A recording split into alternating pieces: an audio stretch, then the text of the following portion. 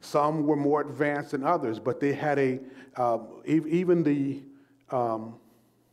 least advanced, when it came to the Old Testament, they had a far greater grasp than even some of us today who are scholars, okay, because they grew up with it. We also have to understand that we're talking about a group of people that had some cultural uniqueness that was to them, just like all cultures.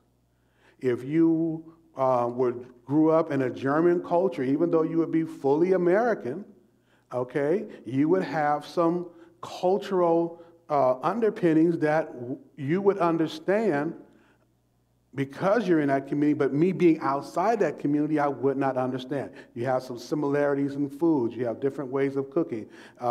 Me and Robert the other day were talking about foods from different cultures. Okay, different cultures eat different things.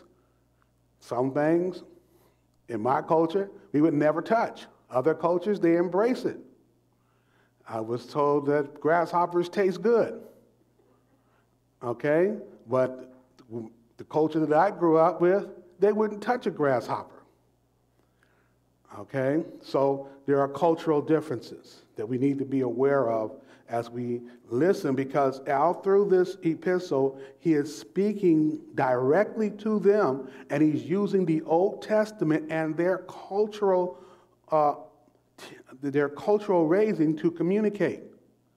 Okay, so I don't know if the term raising is correct, but he's using their cultural commonality, which he shared in, the writers shared in.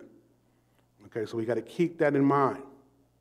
And so one of the issues that he was addressing is that these Jews, okay, who were thoroughly indoctrinated as a youth into the Judaic culture, okay, were feeling pressure to kind of come back to it.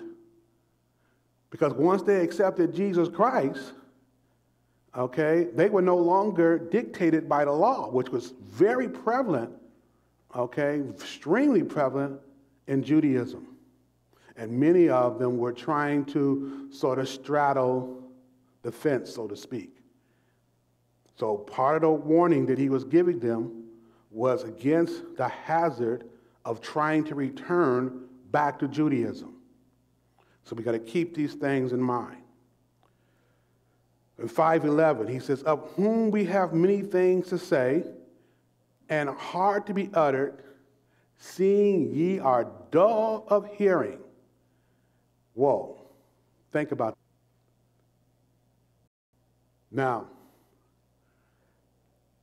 this applies to us as well.